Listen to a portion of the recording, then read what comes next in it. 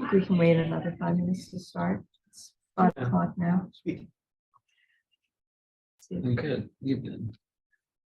It's like the first time we had more than like 2 words with you. I know. Usually I see it in 5 seconds in the cafeteria. I know.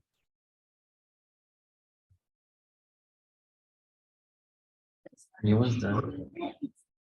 Yes and no. Okay. It's great. Yeah, I mean, I'm chief, so that's nice. And I had the fellowship for a year. Nice. But it's like not the same at all. Yeah, yeah, Pretty much, I guess. yeah. Very cool. Amazing that you're already at that point. It just seems like you just graduated, right? I mean, Yeah, yeah. it does. It's been a long 5 years. It's happened. For me to say.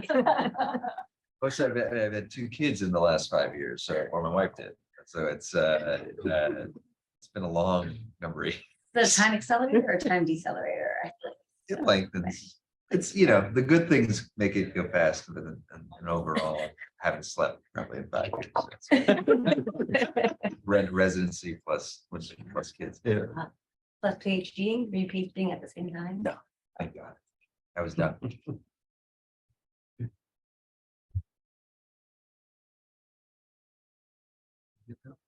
Yeah, no, they're doing well, wrapping stuff up and You in the last year or what? yeah, last year and then I've got fellowship and then back to the city, possibly Sinai, so. Okay. John or Todd, can you just unmute? Yeah, because, Okay.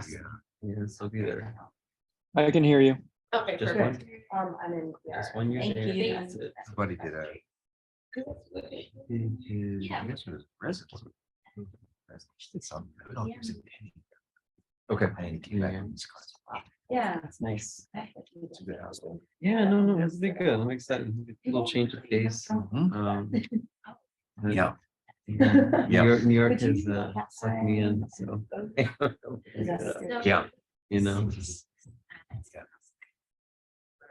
Are you going to use the board, Janice? Oh, I might. If it can be seen in the camera, I'm not sure it can. But I can even write on it and then just take a picture and send it to you. Yes, that's what Nice. Yeah, Yeah, of course.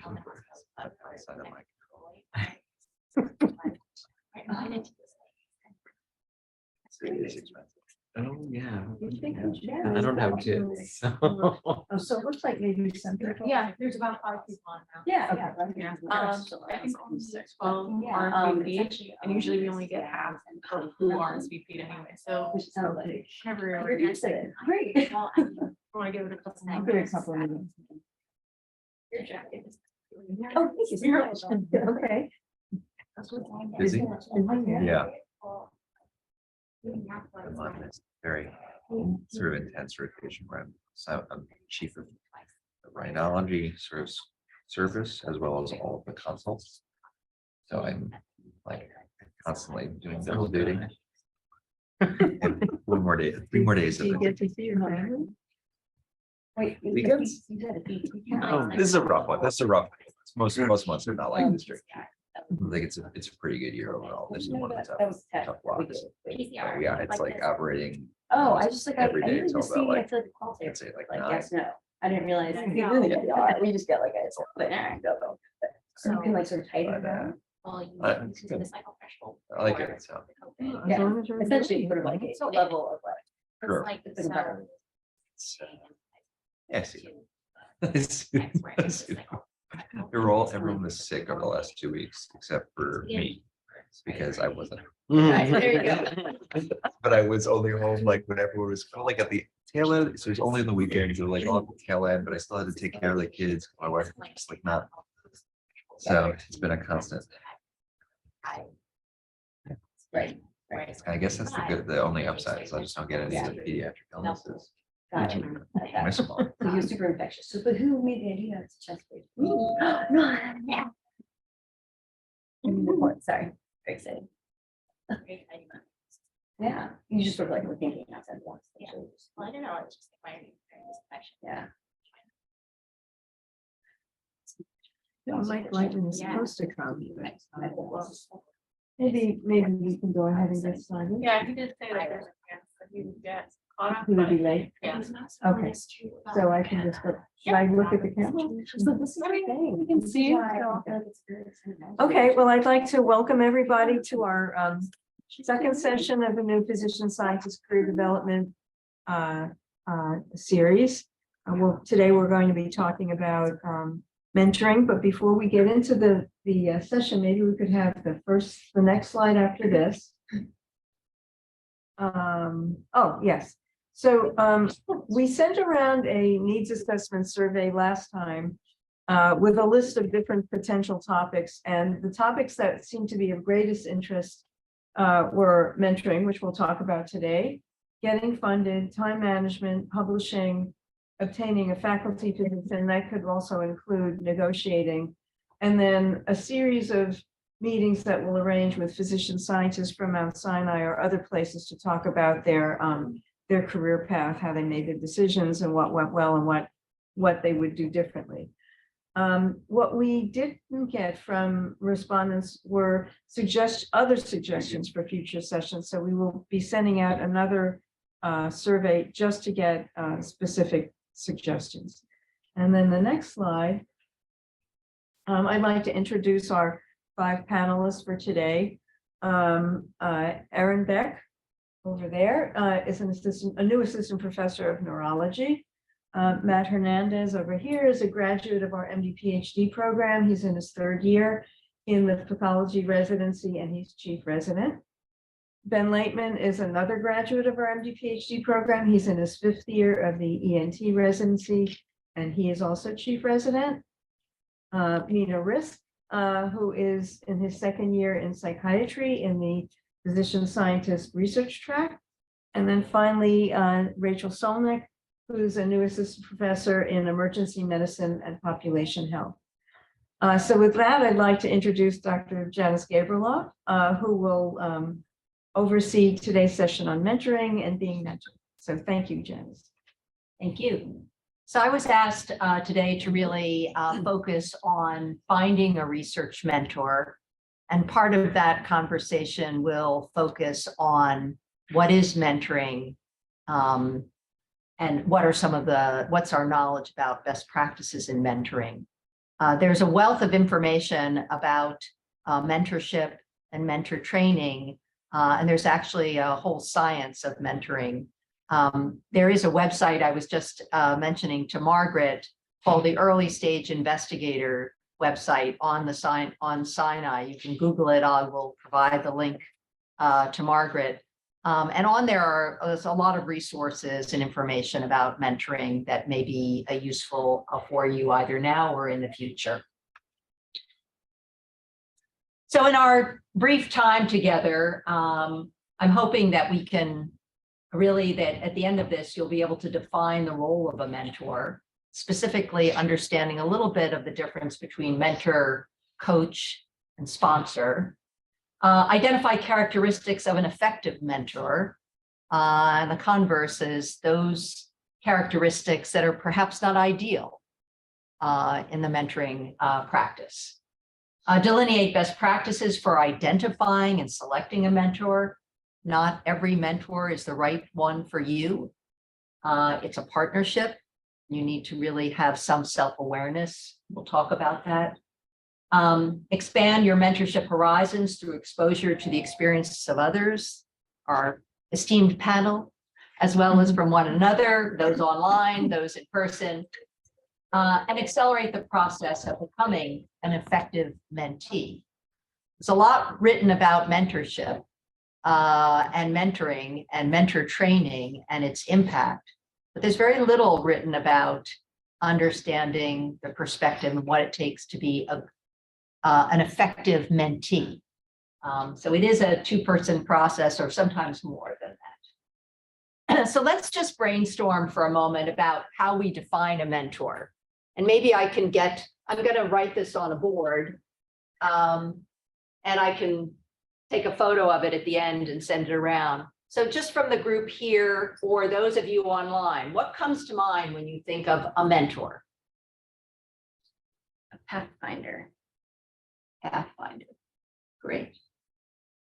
Others? A leader. Advocate. Great words. Role model.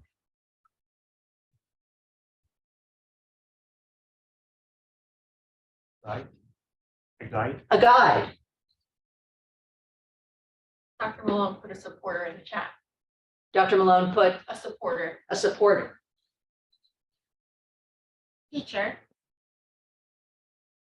Great. Any other thoughts from the group online, or putting your thoughts on the chat? Someone more experienced than me, Sarah said. Very good. Someone more experienced.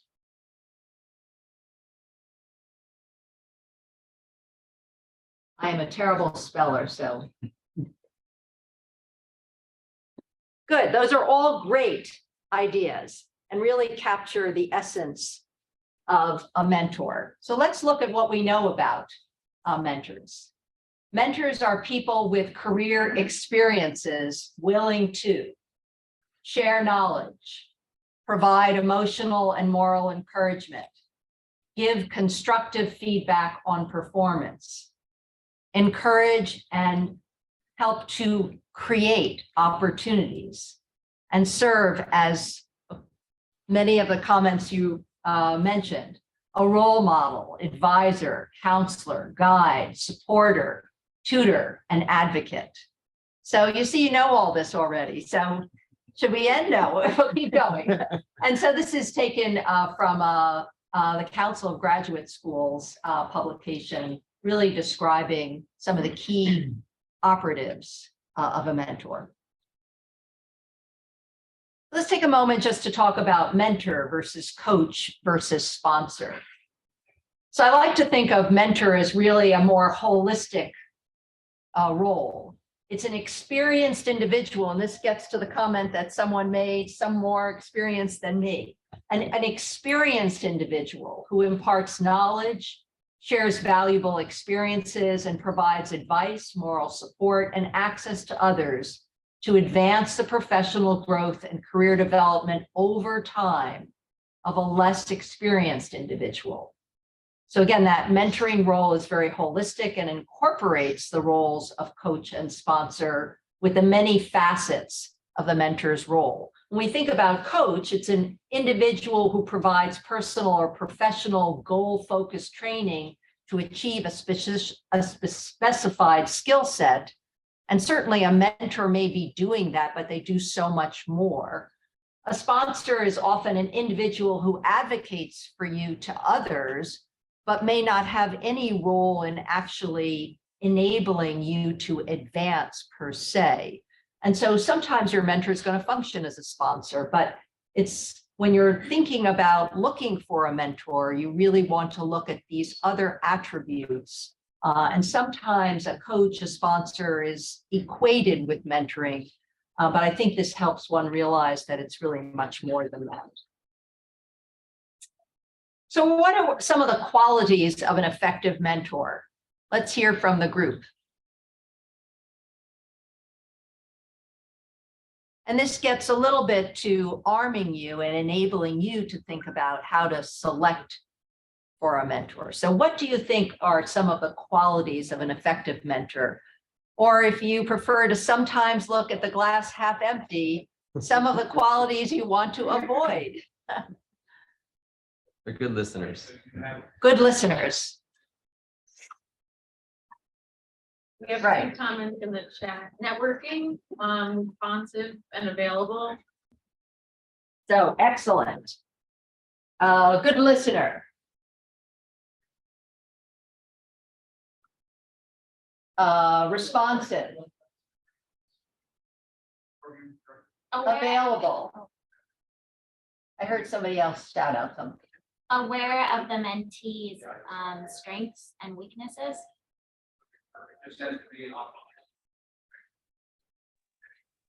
Desire to mentor. Time. Time. A big one. Relevant expertise. Relevant expertise. Again, all of these attributes need to be put into the balance, right? You can have a terrific person that may serve as a mentor, but not your primary mentor. We're going to come to that matrix mentoring model. But clearly, in addition to these other attributes, they have to have the relevant expertise in order to bring you from less knowledgeable to more knowledgeable. They have to have that added expertise, relevant expertise. Anything else? Anybody online? John mentioned willingness to let the mentee fail on the way to success. Willingness for failure.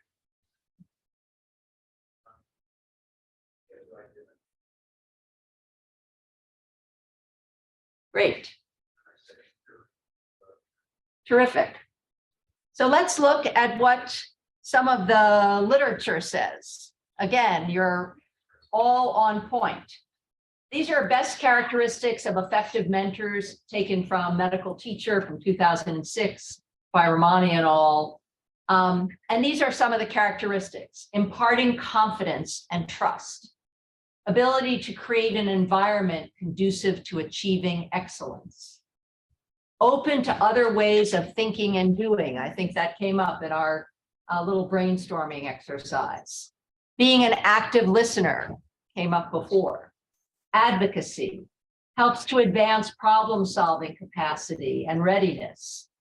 Knowledgeable of the mentee's capabilities and potential, which gets to strengths, another way of framing strengths and weaknesses, which I kind of like, right? Capabilities and potential. It's a positive spin. A caring attitude, empathetic, building confidence, maintenance of high ethical and scientific standards, and individualized strategies based on value set and needs of the mentee. I'll just show you, I ran, so based on the mentor training program called Entering Mentoring that was initially formulated by Joe Handelsman, a renowned molecular biologist who runs the Drug Discovery Institute at University of Wisconsin. We'll talk a little bit more about that. I ran a session with the graduate school faculty, actually two of them, one asynchronous online and then another that was in person just right before the pandemic. And these were the characteristics of an effective mentor that the graduate school faculty identified to show that we really are a community of practice of mentors. Some are better than others, some have more skills than others, but mentoring is really an evolving, iterative, quality improvement approach. We can all be better mentors. Even the best mentors can be even better. And that's true in everything that you're doing in your current roles as well. And so they identified clear communication of expectations, and we'll talk about that in a moment. Investment in each individual, not just favorites. Approachable and accessible, one that you all identified. Access to state-of-the-art materials and resources that gets to that relevant expertise. Encouraging, pushing for creativity and critical thinking. Open to mentee feedback, so a two-way conversation. Providing opportunities to network, that came up with as one, and so forth. So collectively, we have a wealth of insight into this that really reinforces and amplifies what the literature really tells us, what the evidence-based literature tells us. So what do mentors do? You may want to trim down your CV a tad, provide exposure and access. Share understanding of organizational values, relationships, and some of the unwritten rules. Identify needed skills and opportunities for growth. Assist with setting appropriate milestones and goals. Provide and receive feedback. Create that safe learning environment, which can't be emphasized enough. And foster accountability. Finally, encourage self-reflection, because as I mentioned, this is a partnership. And as you go down this pathway, you are a major participant in this process, an active participant in this process. and self-reflection will take you a long way. And I'll share a little bit about what's known in that regard.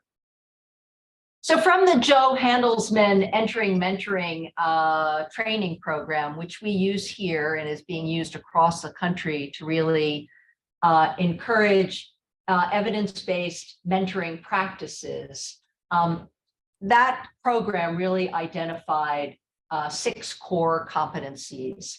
And the most important of which, and which relate to the last 3, are equally important, but they are also directly related to the first 3, and that is aligning expectations, assessing understanding, and maintaining effective communication.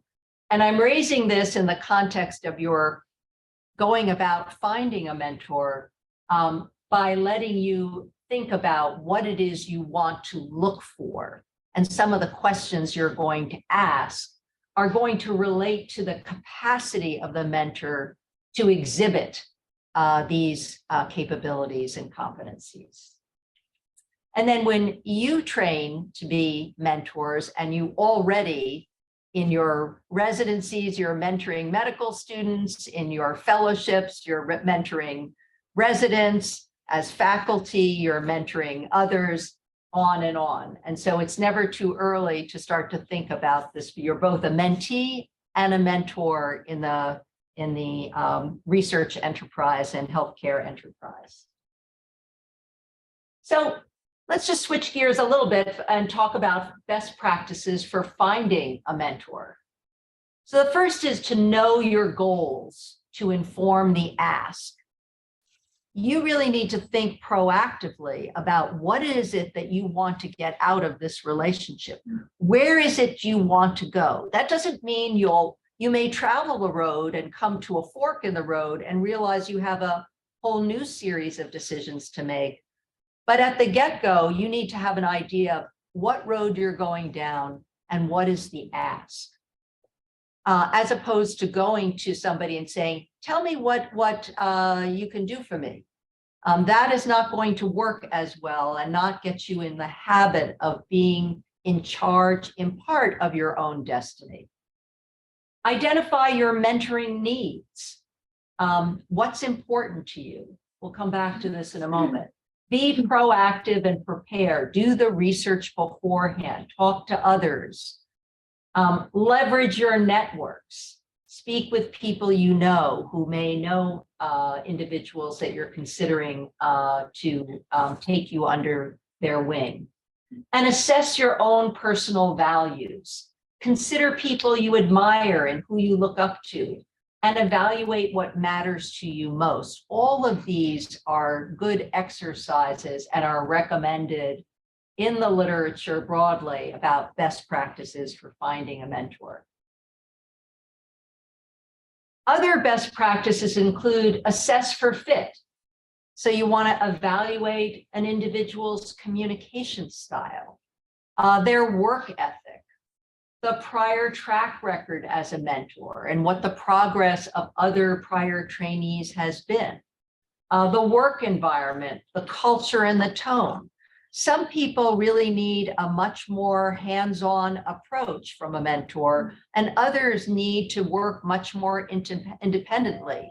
We call this, if it's a good mentor, they're going to practice what we call situational leadership, which is knowing where you're at and what stage of development you're at as to whether you need more hand-holding or you need the ability to kind of fly on your own with somebody hovering in the distance. You need to evaluate for that when you think about finding a mentor. And prepare an elevator pitch, a few liners that explain your interest and provide a potential mentor with information.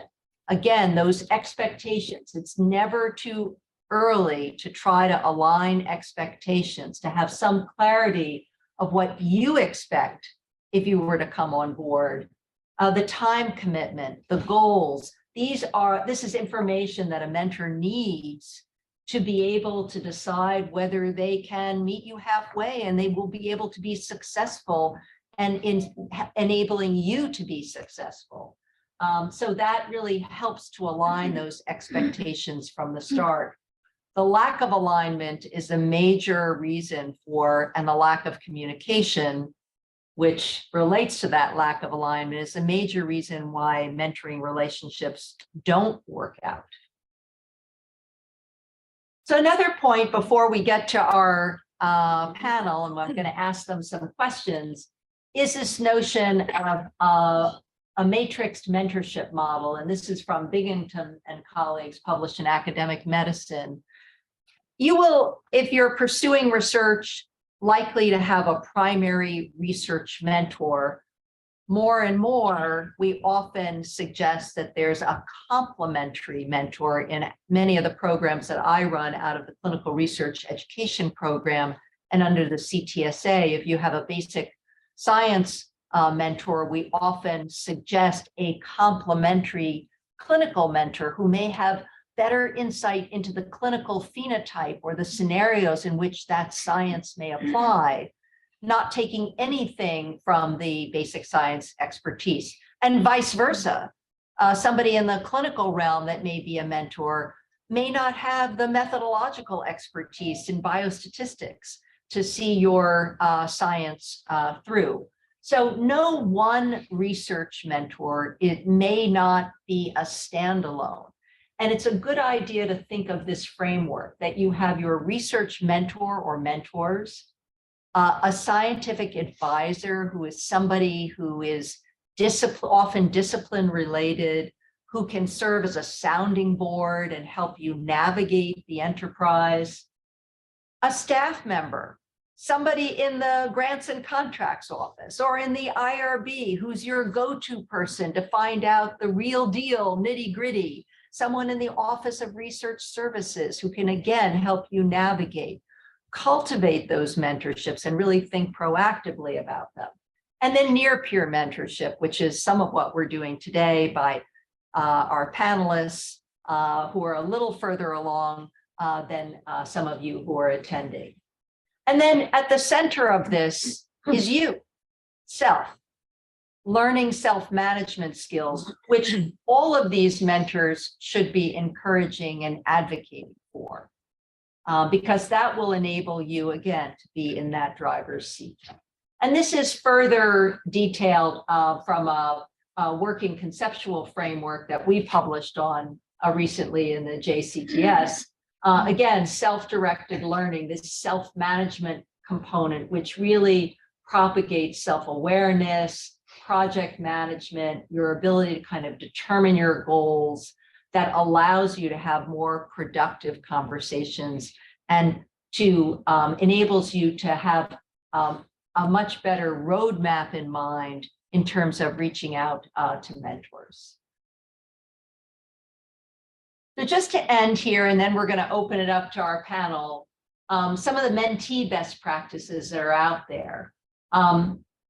Keep track and sight of your goals. They may change, but you need to keep track of them. Write them down on paper. Do a little SWOT analysis. What was at the front of the list today may be at the back of the list tomorrow, but really proactively get in the habit of doing this. Meet consistently and often with your mentor. Set an agenda. They may have an agenda as well, but just the fact that you've taken the time to set an agenda will speak volumes of your intentionality and the fact that you're really on point and on task. Be open to feedback and ask for it, positive or constructive. When you meet with your mentor, take some notes and follow up with an action plan to keep your mentor on track. They may be doing it as well, but everyone likes to feel valued. Your mentor is in this in part for the value of watching you grow and develop. And so feeding on that is often helpful. And then practice gratitude. Again, everyone wants to feel valued. You want to feel valued, and mentors should practice this as well. But sometimes we forget that the mentor needs that also. So with that, I'm going to turn it over to our esteemed panel members. And I'm going to ask them to tell us a little bit about how they went about finding a mentor at a particular stage in their career, what worked and what didn't. And I'm going to start with you, Ben, since you're so alert. No. Yeah. So I guess just to reintroduce myself. So I'm a 5th year in the ENT program. Currently, since last year, I'm doing next year a fellowship in laryngology, which I'll be staying here, which is that specializes in voice, airway, and swallowing. And I was an MD PhD graduate from Mount Sinai. My PhD was in neuroscience, and I completely switched gears for my residency. And so it was kind of starting over in a lot of ways, trying to take a lot of what I learned about research as a whole, but needed kind of a lot of more guidance because I was entering into a new sort of research field. And honestly, my path to finding a mentor, I'd say my mentor right now is probably our chairman, Dr. Janice, who I work closely with on a bunch of research projects. It was sort of an organic, probably started more of as a scientific advisor that turned into a mentorship, which I think is kind of how my path happened. It was we were starting to talk about various research projects, and he has become sort of more of a more global advocate for an advancement of like how I want to structure my career and helping me with sort of all the different things we've discussed here.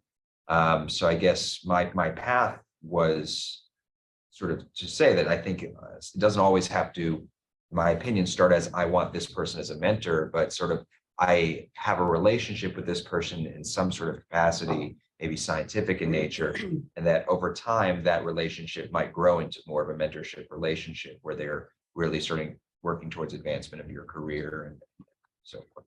So I think you bring up an additional excellent point, and that is that the needs for mentoring will change over time. We've described this as setting your goals, that is really a starting point. It's like learning to ride a bicycle. A lot of your approach probably is drawn from your MD PhD experience and in selecting a mentor, and then that becomes ingrained in terms of the strategies that you use. Matt. All right, so hi everybody, I'm Matt Hernandez. I'm one of the chief residents for pathology. I'm a 3rd year resident, but I'll be graduating this year because I am a clinical pathology only track. So my focus is all laboratory medicine.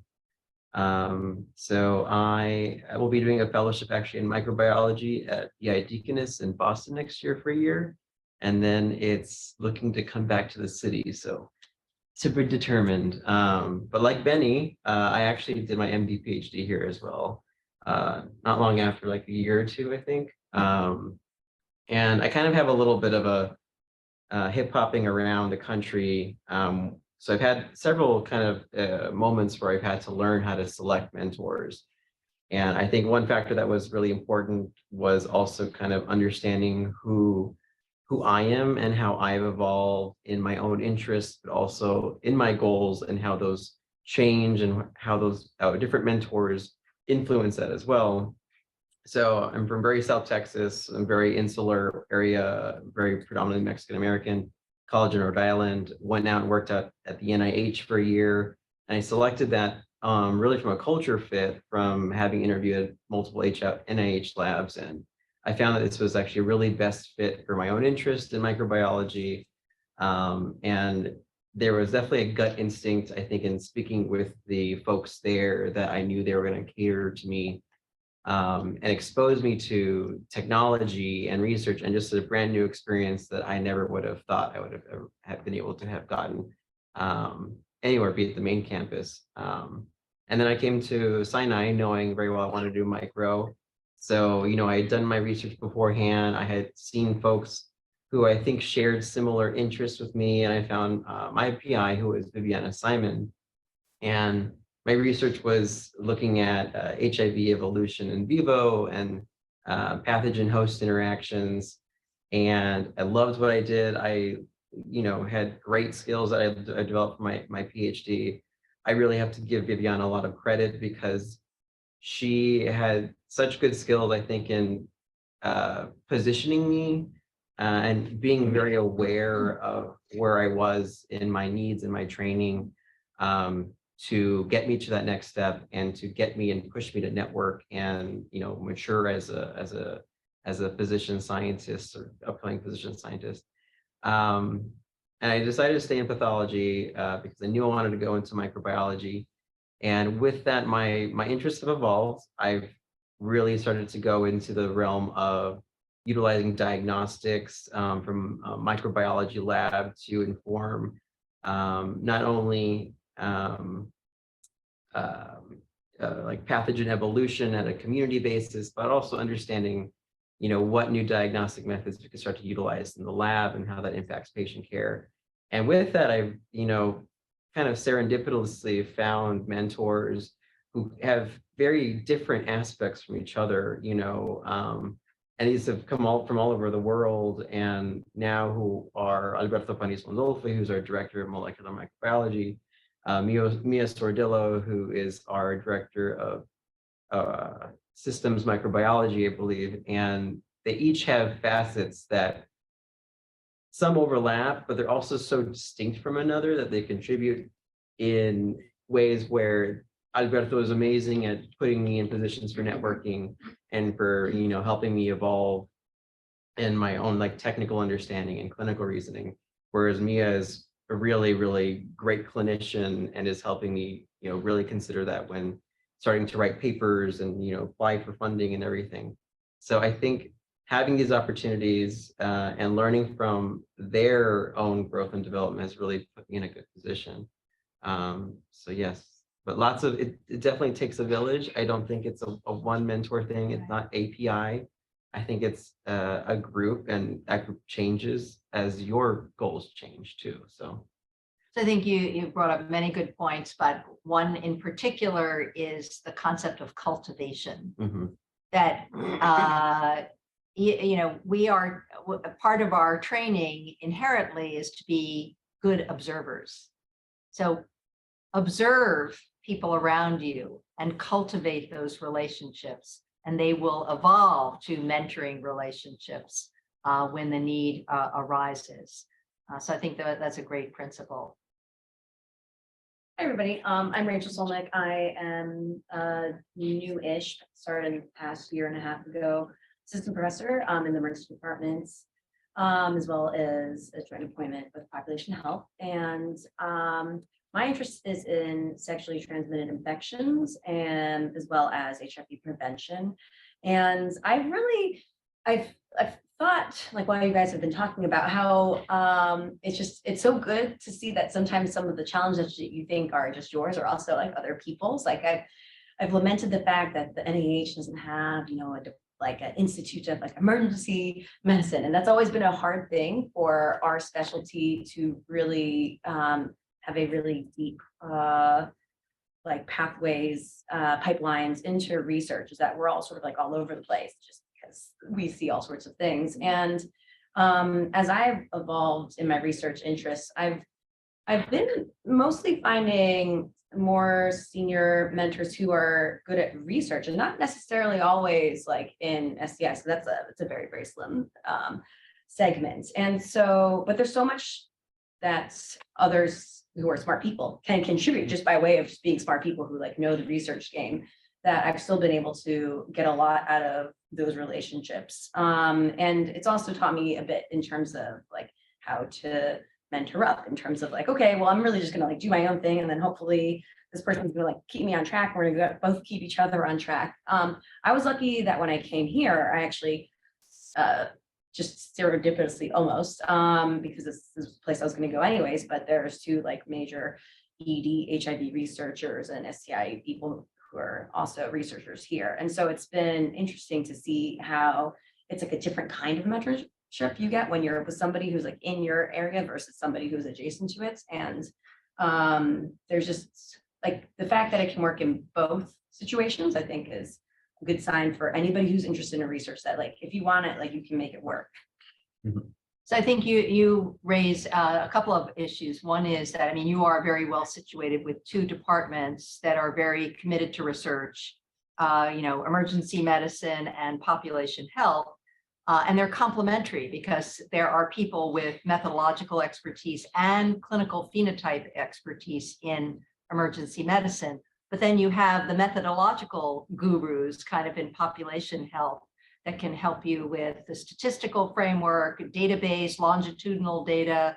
And so I think it raises this whole point that it's not just a single person, that you have dual mentorship because of the kinds of questions you're asking that will need those two spheres.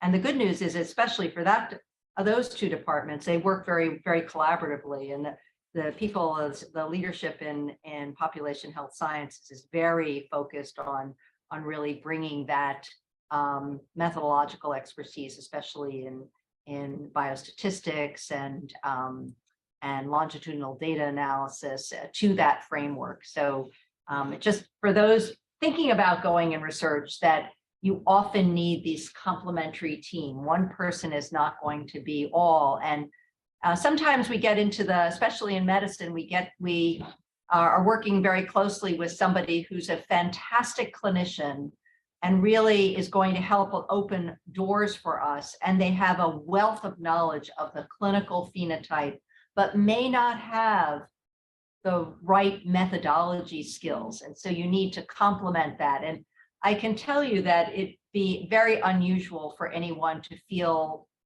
badly if you bring a partnership together.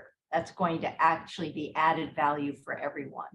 So that's much more now in this day and age where there's so much more knowledge needed to be brought to bear on a given question, that this kind of teamwork and team science and dual mentorship is very much more the norm.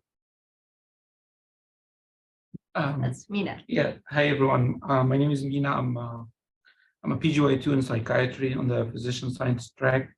Now, I have a little bit of a different path. I graduated from medical school 13 years ago back in Egypt, and I did a prior neuro and psych residency. And then I came here to the United States 2016 to do some research training in neuroimaging as it relates to suicide research at Columbia. And then I decided to stay.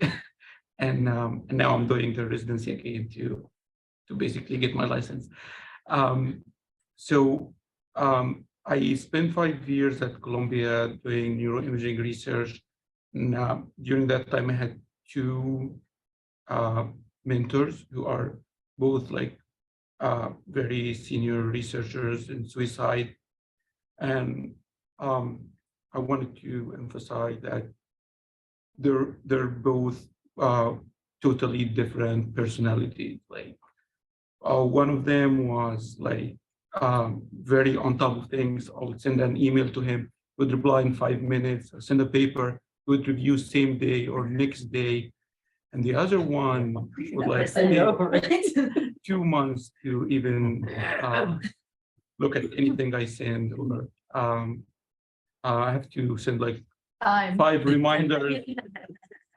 Came from you.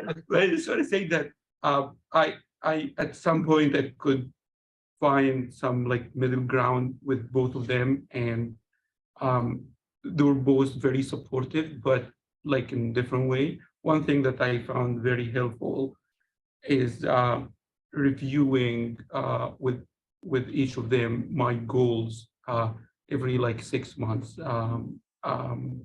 Even with that mentor who was not like just as responsive, when I gave them like deadline that I need to finish this, or I need to get this done, or I need to apply for this grant, they would work with me better, I would say.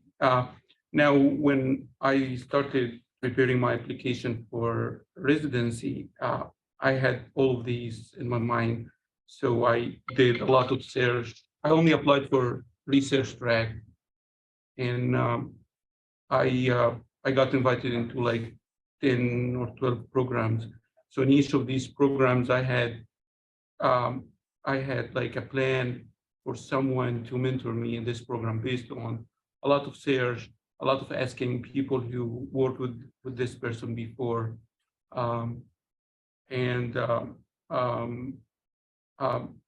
I would say I was very fortunate to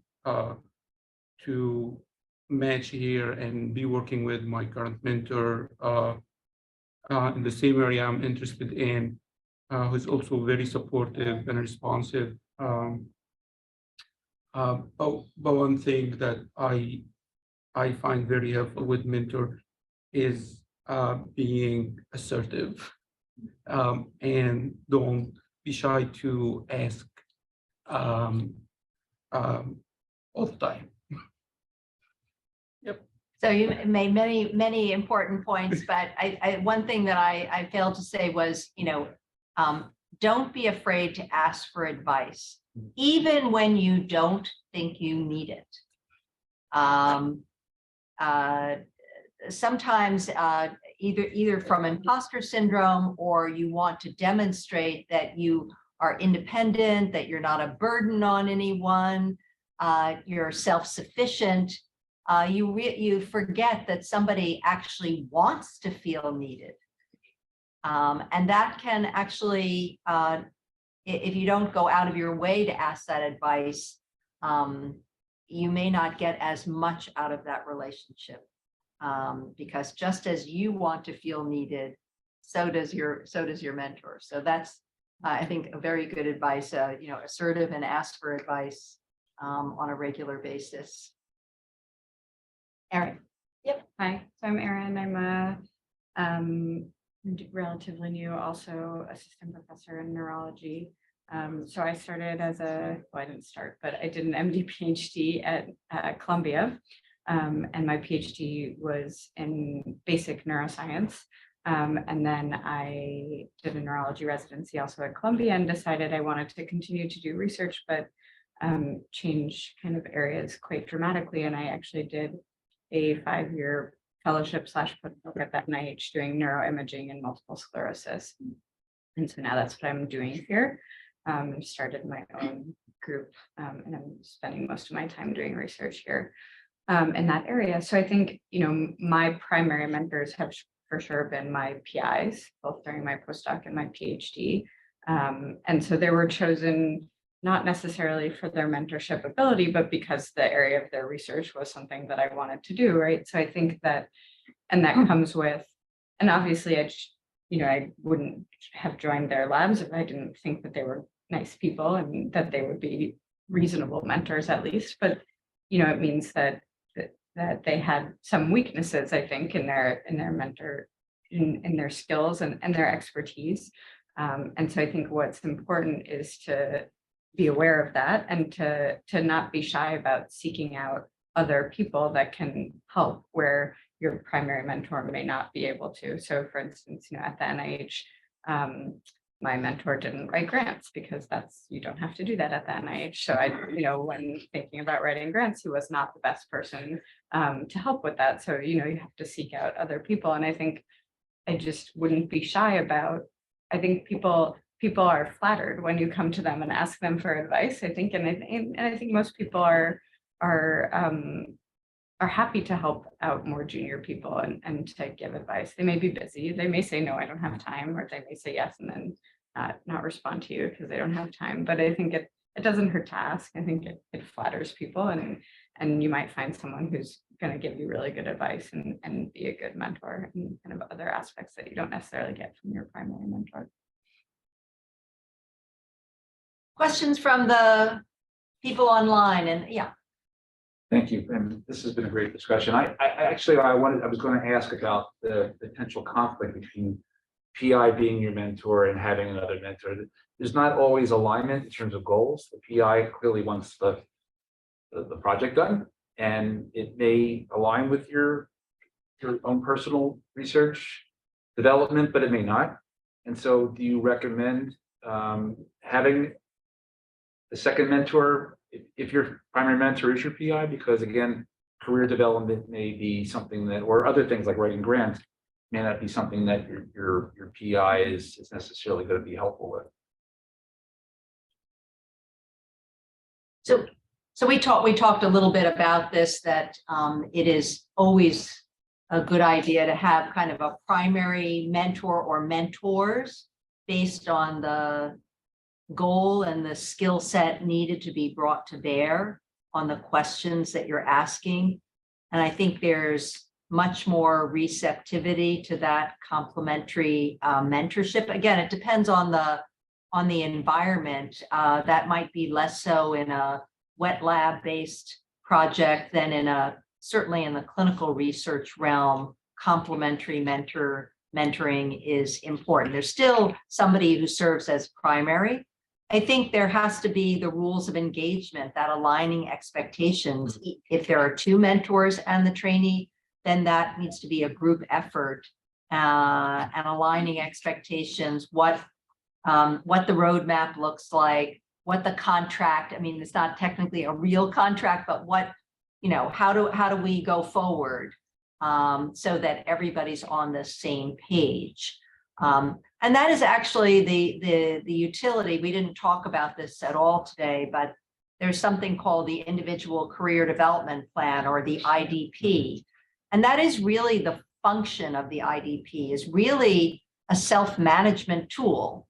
And to get everybody on the same page, it allows you to think about how you want to spend your time, and then to use that as a framework to discuss your research with your mentors and how things are going to get set up. You may take the first stab at that, and then they will modify that based on experience and knowledge, and allow you to both succeed and have some times where you fail. And so taking that first step at outlining the roadmap might be your first opportunity to not do a good job, but at least it was a proactive process. So I would encourage that for those of you who are thinking about finding a mentor, that using an IDP process is extremely helpful, and it's relatively standard, although there are many who don't take advantage of that. And it doesn't have to be a complex document. It's really a brainstorming exercise that gives clarity to where you're going, and serves as a common tool for you to kind of sit around a table with your mentor or mentors to discuss how you move forward. What's the roadmap? Yes. To piggyback off of what you had asked and what you're saying, I think Matt's comment that it sort of takes a village is, I think, resounded with me pretty strongly, especially for residents wanting to try to do research. And our time is often very split between clinical responsibilities and often not given a lot of research time. I'm in a surgical specialty where research time is pretty minimal. So having a mentor that is open to bringing in others that can give you certain scientific expertise, and even sometimes offload some of the burden of learning it all. I mean, it's not like when we were in PhD time where we could sit there and really figure out how to do every single thing at the bench. Now it's sort of trying to kind of more intellectually contribute with others and sort of advance the science that way. I think especially for residents looking at trying to do research, if I can speak to the surgical specialties, is trying to create a team, whether it's a team of mentors or a mentor and sort of scientific kind of advisors. And that's sort of how I've attempted to structure it, where my research is in tracheal transplantation and airway, reconstruction and wound healing. And Dr. Jenin is obviously very clinically focused on that, but doesn't have the same bench sort of accessibility right now. And so we've formulated a group with other folks at the institution to help sort of move this forward. I think for residents, especially, having that team mentality is key. And just to build upon that, I think that realistic framework is going to depend on your background. So you have an MD, PhD. You went through a period of time of really developing that in-depth operational knowledge. You know how to analyze that critical thinking capacity. Someone who's in residency who has suddenly become enamored with the possibility of research needs to have some additional time put aside to develop some of that operational knowledge and critical thinking capacity, But you're right, they also need to learn how to gather that information from others, how to assess it. Am I being given a story that's not true? As part of a research team, you still need to bring some in-depth knowledge that you contribute to that. So I think that is done by a team, and in building these kinds of programs to allow residents to really pursue research, the level of capacity at that point in time for the given resident, there may need to be some tailored approach in terms of the mentoring strategy for that individual, depending on their prior scientific background. And then I was just going to say also that I think if there are sometimes conflicts or competing interests, right, when you have multiple mentors. So I think one way to kind of avoid that a bit is to do everything kind of in the open and together. And so mentorship committees, I think, are really useful, and they're often required for the career transition grants from the NIH and other places, where you all have to get into a room, and your mentor your primary mentor can't necessarily ignore the advice. I mean, they can ignore, but at least they have to hear it, right? And the advice of other mentors, and I think that's helpful too. That's a super good point. The role of mentoring committees formalizes that kind of process. It doesn't just leave it to the mentee to organize everything. It's an expectation that the mentors have from any programmatic effort to move research and residency along. Yeah. I think it's also important when you think about folks, especially folks just starting out in research, or they just got the itch and they're excited to do something. I think a lot of people are more excited than turned off or negative about a question and about something for scientific or medical advancement. Like, we're all, like, to a certain extent, we're all nerds here as physicians and as physician scientists for that matter. So I think, coming forward with that question, but being able to kind of identify your goals and being able to concretely have them even just written down on a piece of paper, flush them out, and then going to someone within your program or someone who you at least maybe have a closer relationship as on a rotation, or someone who you have identified that could be helpful. And more often than not, there are often connections that already exist. And, I think depending on the setting, oftentimes, the medical and science world can be relatively small. So we know people and people know people. So coming forward and asking these types of questions of how can I do X, Y, Z when I know I want to do X, Y, Z. And I think there are options to be able to find these people, but just coming forward and being proactive, identifying it and then asking it, I think is kind of a big first step. And then they're in line, actually getting back to this scenario here, if you're able to identify your goals early on and able to effectively communicate them with a mentor that you're able to identify, then you can kind of preemptively safeguard your own training such that you are going to be able to get a multi-mentored path, and that that's what you want out of this. So I think having that initial understanding is helpful. I also would just want to note too, I like that you use the phrase like safeguarding, because considering what's best for what your research pathway looks like on a biosketch is at the end of the day a very important part of how you decide what you're going to be spending your time on. And there's a little bit of a politics of the allegiance of doing your part in what the PI has contributed in their time to you. But also, if you end up doing something in totally left field, that is not going to help you. If you're going to try to go on further in your career. So it's a bit of a balance. Yeah, we didn't really talk about this. The whole goal of mentoring is in the research realm, is to move you from mentor to independence. And that's a process in and of itself that is built into the communication and aligning expectations, and does allow for you to move in a direction that may additionally interest you when you are ready to do that. But we often advise in the clinical research education program, especially the medical students in the portal program who are doing an MD, MSCR, they may want to do a certain field, but we often will tell them, well, but either you work with that person and we get a complementary mentor, or work in a different field. We say the same thing for fellows, work in a different field with somebody who really has the research capacity, that relevant expertise. And then you can take that knowledge and skills and work in the area that you're interested in. One person comes to mind, we had somebody who was very interested in lung cancer many years ago and wanted to do research, but we really didn't have anyone in the faculty who was a researcher in lung cancer. This was more than 10, 15 years ago. But we had great expertise in hepatocellular carcinoma, and from laboratory research with Scott Friedman all the way through to population science.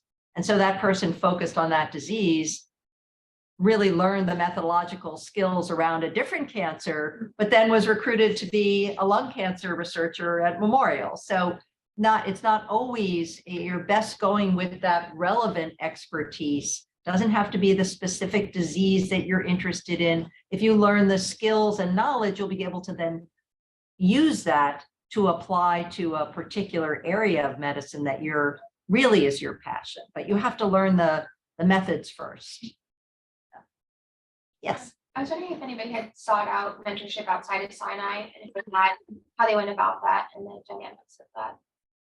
I was going to actually say that I don't think you need to limit yourself to someone at your institution, right? I think especially in this day and age, it's very easy to communicate with people who are not physically near you. So, and I think, especially if you have a very specific interest, of course, your primary mentor has to be someone at your institution, or at least somewhere in the city, probably. But you can certainly have other mentors that are maybe have the more specific interest that you do somewhere else, right? And I think that you shouldn't be hesitant about, if you have someone who knows that person, then they can connect you. But I also think like I said, I think just emailing someone and saying, I'm really interested in the work you're doing and I was wanting to get some advice or, talk to you about this. I think most people will be open to that. The worst that happens is they don't respond to your email. But I think it depends on the situation, right? You're doing a residency and you're thinking 2 years from now, I may want to do a fellowship here. There's somebody at this institution who is doing research I'm really interested in. You want to start to cultivate that relationship. And then thinking about doing research with some input from somebody who's closer by, doing your homework and beginning that. Sometimes you may participate in a training program. And in our field, we have a clinical research training institute for the American Society of Hematology, and people do that training for a week or two and really learning study design and biostatistics. And then they have mentors from a distance that complement their own mentors here. That's another way to do it. And then there may be circumstances where there is a mentor that's just in close proximity that is really working on an area that you have the greatest interest, then there really is no one closer to home, and you establish that. But I think it's very difficult to have a primary mentor who's in Texas that you never met, and you can realistically do a project unless you are already very self-sufficient. You're a guru methodologically in doing secondary data analysis using databases, and there's somebody in Texas who has this fabulous database, and you want to develop a mentoring relationship. I think it really depends on the circumstances, but I'd be interested to see what others think.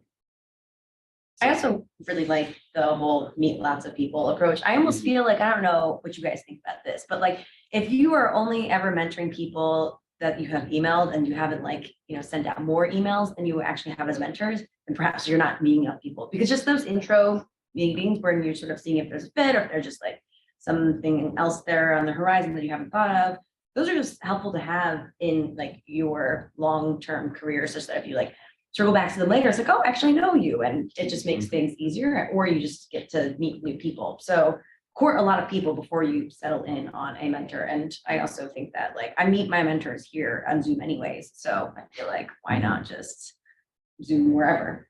So I'm in complete agreement with that, actually.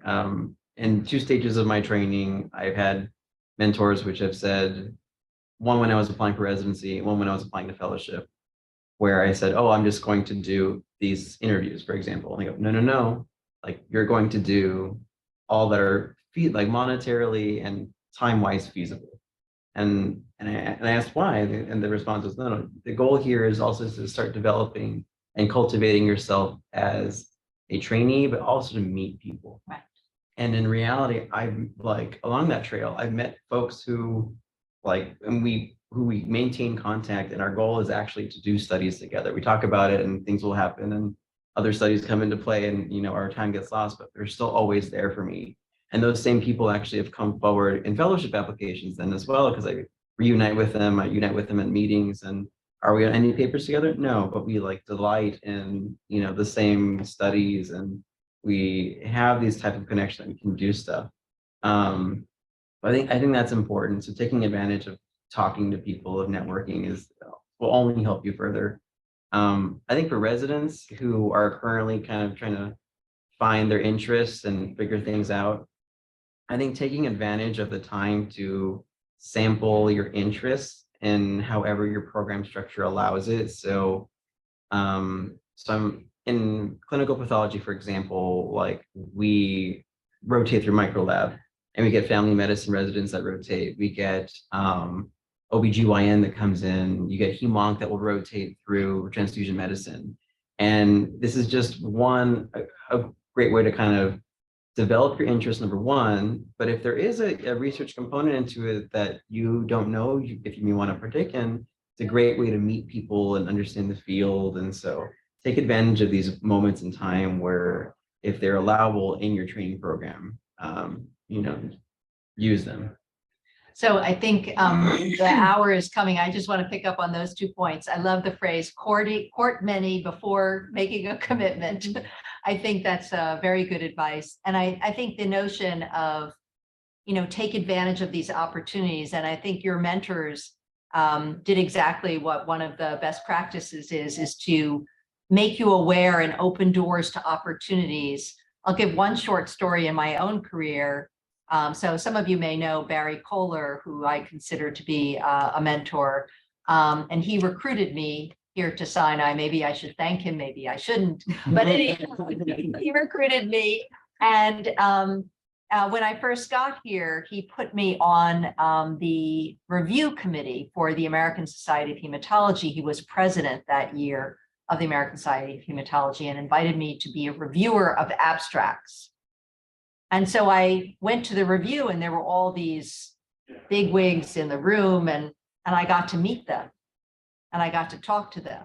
And then I was invited to do this, and I was on a journal for that. And so he basically quietly opened a door and created opportunity, but it was up to me to take advantage of that, or to prove myself, or to network and get to meet people and build those relationships. And other mentoring relationships came out of that. So I think that's what you described is really, these are some of the soft skills, the hidden roles that really savvy mentors see as part of their construct, is to really make you aware of those other horizons, but it also emphasizes the role you play in making those things happen and taking advantage of it. So I know the hour is up. I want to thank everybody. First of all, our great panelists for their contributions and for everybody's participation. Any further comments or questions from the online group? Anything in the chat? Well, I'd like to thank you again, Dr. Gabrilove, for a very informative session.